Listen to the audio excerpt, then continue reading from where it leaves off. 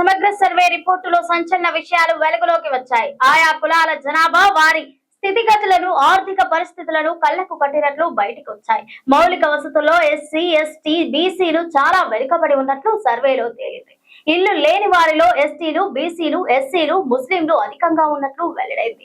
ఈ సమగ్ర సర్వేలో తెలంగాణలో ఉన్న కులాల స్థితిగతులు మొత్తం తేట తెల్లమయ్యాయి. తెలంగాణలో చేపట్టిన సమగ్ర సర్వే రిపోర్టులో సంచలన విషయాలు వెలుగులోకి వచ్చాయి. ఆయా కులాల జనాభా, వారి స్థితిగతులు, ఆర్థిక పరిస్థితులు కళ్లకు కట్టినట్లు బయటకు వచ్చాయి. మౌలిక వసతుల్లో ఎస్టీ, ఎస్సీ, బీసీలు చాలా వెనుకబడి ఉన్నట్లు సర్వేలో తేలింది. ఇల్లు లేని వారిలో ఎస్టీలు, బీసీలు, ఎస్సీలు, ముస్లింలు అధికంగా ఉన్నట్లు వెల్లడైంది. ఈ సమగ్ర సర్వేలో తెలంగాణలో ఉన్న కులాల స్థితిగతులు మొత్తం తేట తెల్లమయ్యాయి. ఓసీలు, బీసీసీ వంటి వర్గాలకు తక్కువ సమస్యలే ఉన్నప్పటికీ అద్దె ఇళ్లలో జీవిస్తుండటం వారిలో ఎక్కువగా ఉన్నట్లు తెలుస్తోంది.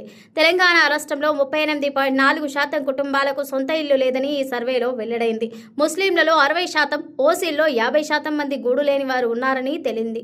ఇక 72% ఎస్టీలు, 70.3% బీసీడీ వర్గాలు ఎక్కువగా సొంత ఇళ్లలో నివసిస్తున్నాయని గుర్తించారు. ఇక రాష్ట్రంలో ఒకే గది ఇళ్లలో జీవించే కుటుంబాలు 24% ఉండగా వారిలో ఎస్సీలు 30.6%, ఎస్టీలు 34% ఉన్నారని వెల్లడైంది. ఇక రాష్ట్రంలో 23.3% ఫ్యామిలీలకు ఇప్పటి వరకు సొంతంగా తాగునీటి కనెక్షన్లు లేవని ఈ సమగ్ర సర్వేలో తేలింది. ఇందులో 32% ఎస్టీ కుటుంబాలు ఉన్నట్లు తెలిసింది. 9.4% కుటుంబాలు బజారు నల్లాలపైనే ఆధారపడి తమ అవసరాలను తీర్చుకుంటున్నాయని వెల్లడైంది. ఆ బజారు నల్లా నీటిని తెచ్చుకుంటున్న వారిలో ఎస్సీ, ఎస్టీ కుటుంబాలే 12% ఉన్నాయని తేలింది. ఇక అత్యధికంగా బీసీఈ కుటుంబాల్లో 80.3% మంది మాత్రమే రక్షిత నీరు పొందుతున్నాయని తెలిపింది. ఇక తెలంగాణలో 5.8% కుటుంబాలకు సొంతంగా కరెంటు కనెక్షన్లు లేవని తేలింది.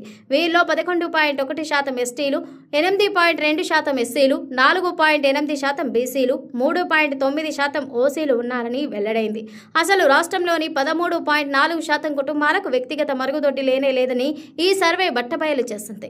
వీరిలో 32% మంది ఎస్టీలు, 18.4% మంది ఎస్సీలు, 10.9% మంది బీసీలు ఉన్నారంటూ తెలిపింది. తెలంగాణలోని 8% కుటుంబాలకు ఎల్పీజీ గ్యాస్ కనెక్షన్లు లేవని తేలింది.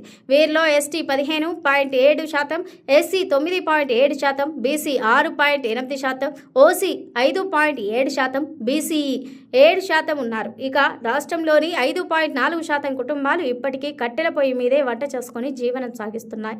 వీరిలో 13.2% ఎస్టీ, ఎస్సీ, 6.9% బీసీ, 4.5% ఓసీ, 2.5% కుటుంబాలు ఉన్నాయి.